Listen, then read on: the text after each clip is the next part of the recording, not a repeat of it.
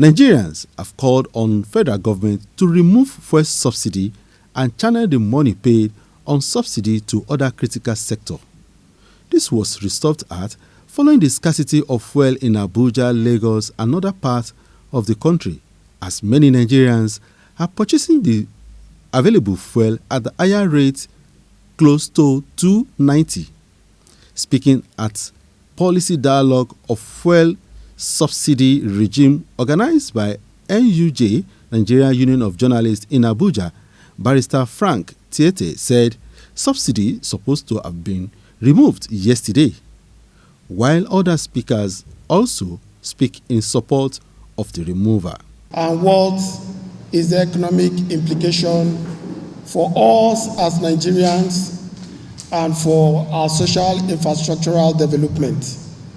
So this dialogue is part of our contribution towards 2023. Just like Ben observed, the political parties aren't talking about fuel subsidy. They are not providing viable alternatives as to take us from the quagmire that we found ourselves.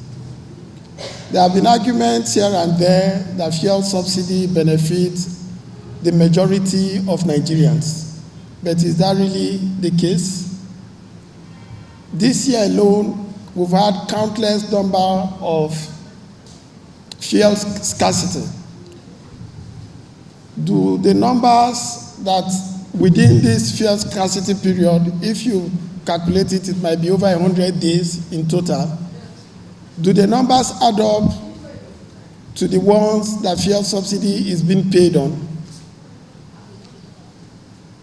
Can we still say that 66 million liters of fuel being consumed in this country on a daily basis? To only imagine that over 5 trillion naira will be paid of fuel subsidy in this year should be a source of worry and concern to you and I. Let's start by saying something about what happened in the last 72 hours. The whole of Abuja was locked down. There was no fuel everywhere. Everybody pretended there was no fuel. I came back to my home around 8 o'clock and saw DSS spokesperson summoning everybody and said, I give you 48 hours. 48 hours, 2 days. If fuel is not resolved, something will give. Do you think DSS just woke up and gave an ultimatum? They must have had some intelligence that this thing, because NNPC claimed they had over 2 million liters of fuel, yet everywhere was dry. The DSS said 48 hours. And since that, it didn't quite happen in 48 hours.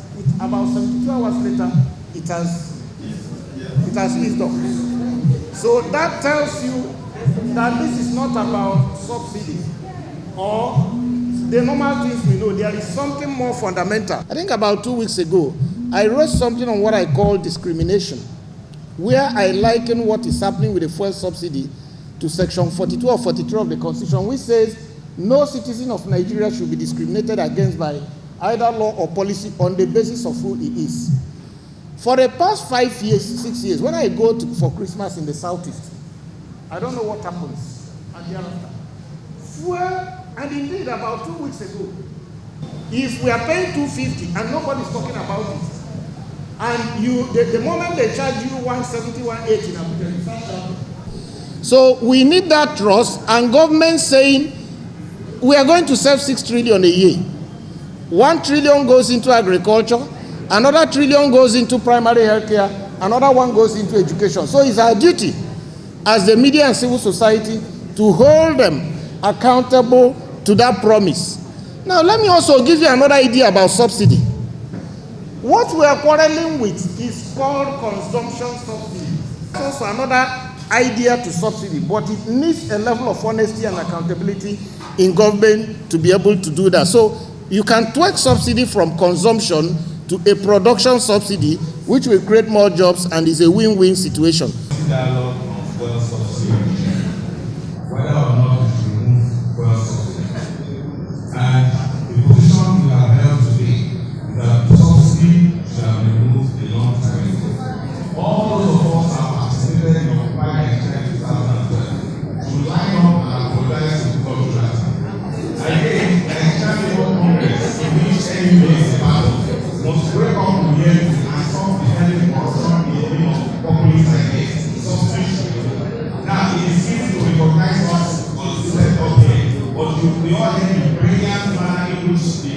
lady journalist over there expressed the true situation of the true state of affairs with regards to subsidy removal. I think she should be recorded because she has so brilliantly expressed it. Lastly, let me tell you, if you when I've cited the example of here, and I'm happy Mr. Wadamiri will have the opportunity of handling all this up, and will now be well guided. And I'm saying that we have not invested at all in energy transition. Forget about the suffering of what's going on in Europe now. It is as a result of that same failure. I remember when the host, Mr. Nonsense, was all over the place trying to enact the bill for electric cars. And the Deputy President was presiding. And you let us see when they laughed out the rules that day or the response day. Let's come and look at this man. We're exactly ourselves oil and say we should make a law to enable electric cars. People will kill this bill, and that's how they die. We're not serious people. But frankly, the truth is this, and I end after this. Section 14, subsection 1 of this constitution, talks about that the sovereignty, the ultimate power in Nigeria belongs to I am this belongs to the people. Sovereignty. But if you hear when they all talk here, we felt helpless against Buhari, we felt helpless against one small canal, or one small government that the church and tomorrow is gone. Well, what do the people want? Nigerian people, rise up, take your country. The subsidy is not a matter of right. Because when we decided that to run a free market economy, let us, if the prices should be determined based on the international law of demand and supply. Forget everything says about subsidy. We are always saying, if you must make subsidy, give it to critical sectors and don't subsidize like what my brilliant lady journalist said. Don't subsidize other people's luxury. Subsidize the things that matter. Our position remains to remove subsidy today. Let's not provide it as a country. Let us not be more easy to be more to say this is the chaos, this is what they've been doing. We can't continue that. So we need to take a position. And the position the citizens that do concern economic rights is that subsidy should be removed now. In fact, it should have been removed yesterday. So no more saying that okay, so when most respected this it is the citizenry and also it is the government that says let it be a visa removal. Because there is a fear that there might be a social upheaval as it was when the same Nigeria group opposed the doctrinational economic something in the first time. Now that our eyes have been opened by these figures, these very frightening figures that we have put on today, subsidy should be removed. That PLS was not bestowed uniformly across Nigeria. My village will not get well for government price. If you go to all the villages in the Niger Delta, no place in the Niger Delta where fuel has ever been less than 250 to 300. I stand with my there is no place in the Niger Delta. I have gone all around the region in the Niger Delta. It's difficult unless it is capitals. And if you want to positively hear in Abuja, from Kokwala down to Bali, you can't get the fuel less than 200 or something. So we must know that this subsidy has started already. The phase subsidy has started. So let us kill this thing from the head. This state of affairs, this criminal state of affairs that I call criminal franchise, we only work out with remove it totally. The issues are systemic. The issues are inefficiency. The issues are corruption. They start from the land and it's at the port. They start from the port, they transfer. Our participating platform in Atlas Grove, if you look at the development and not take it, so government puts most of these products in private individual transfers. And this private development government reduce will not pay them until they have to make up their money to sell to people. So you can see from the mother vessel, from the mother vessel to the local vessel that transfer this thing, there are no big costs. It is a completely efficient system.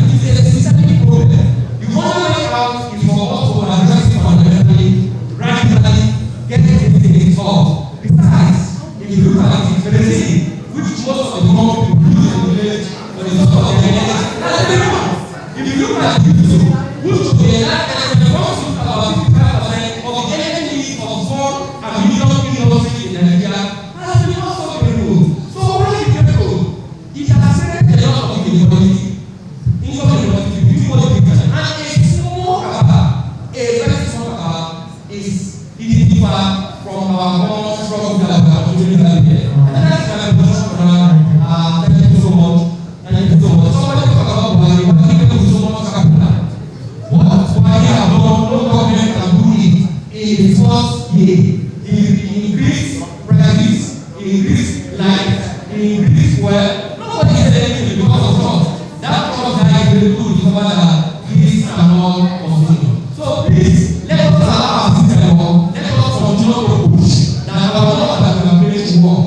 Let us support the PIA. Let us think how to build a strong system. But over time, the government was able to engage with the people and win the trust of the people. And when the government made another move to remove the subsidy, at that time, because the people understood what was in it for them and trusted that the government would do the right thing, there was massive support for the government and they were able to do it successfully. So I believe that even in Nigeria, we can achieve that. But it takes for the government to begin to take those steps that will make the people trust that if we do what we say. Gbemiga Olamikon, GTV Africa.